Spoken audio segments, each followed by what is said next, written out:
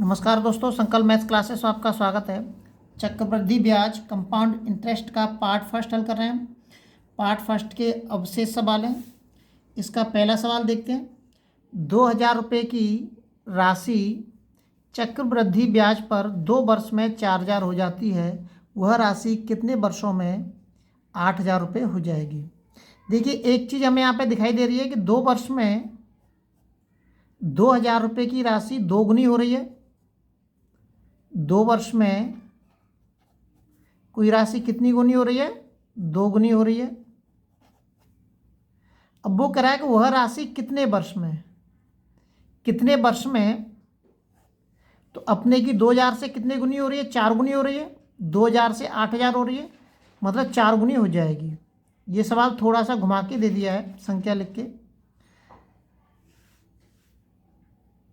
यहाँ पे अगर 4 लिखा हुआ है, ऊपर 2 लिखा हुआ है, तो इसका हमें बेस 2 बनाना है। बेस का मतलब मैं बता देता हूँ अभी, इसको कहते हैं बेस। ये 2 होना चाहिए। ये वाला जो बेस है ये इसके बराबर होना चाहिए। अगर यहाँ 3 है तो यहाँ पे भी 3 होना चाहिए। इस 2 का घात का गुणा कर देंगे हम इसमें, 2 दूनी 4, तो बराबर के 4 वर्ष में वह राशि कितने गुनी हो जाएगी? 4 गुनी हो जाएगी, मतलब 8000 हो जाएगी। अगला सवाल देखते हैं। अगला जो सवाल दे रखा है, 50,000 रुपये की राशि प्रति वर्ष चक्रवृद्धि ब्याज की किस दर से 73,205 हो जाएगी। इसमें दर पूछ रहा है, आर पूछ रहा है। देखिए, 50,000 रुपये की राशि दे रखी है और ये कह रहा है कि कितने की दर से 73,205 हो जाएगी। मैं इसको 5 से काटता हूँ, 5 एकन 5,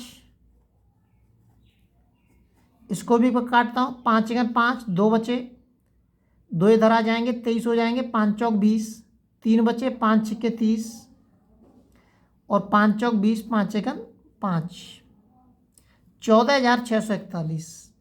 ये जो होता है, अब यहाँ पे दे रखा है, ये कितने का वर्ग होता है? ये 100 का वर्ग हो गया। और ये कितने का होता है? 121 का हो गया। हमें वर्ग तो निकालना ही है, वर्ग हमें निकालना ही है। तो ये कितने का वर्ग होता है? ये 100 का होता है, तो 100 आ गया। 14,641 121 का होता है, तो 121 आ गया। और यदि समय दे देता है तो समय के अनुसार चलते हैं फिर हम।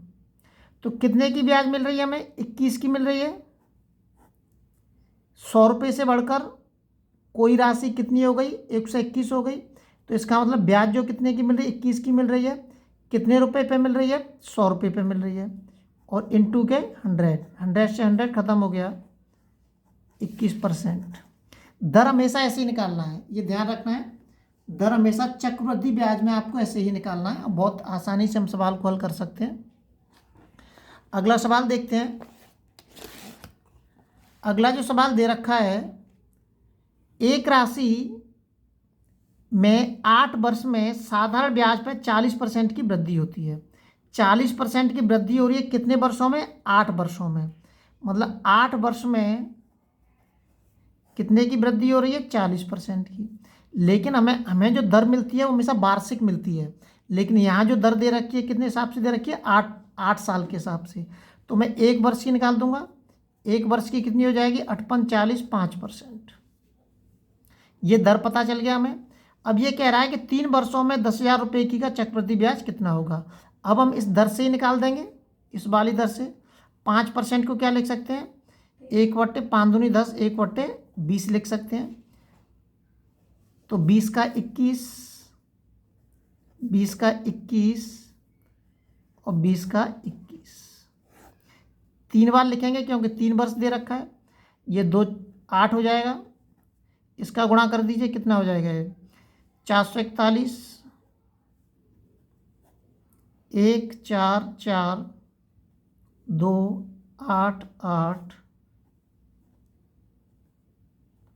9,261 हो जाएगा।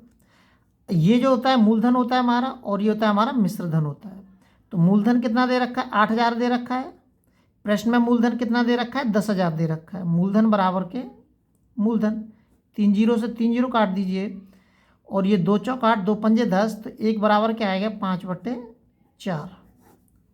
हमें चाहिए क्या, ब्याज निकालनी है। तो ब्याज कब निकालते हैं हम, जब हम मिश्र धन में से हम मूलधन घटा देंगे। मिश्र धन में से क्या घटा देंगे, मूलधन हम घटा देंगे। इसका गुणा मैं यहाँ पे करता हूँ 9261 में,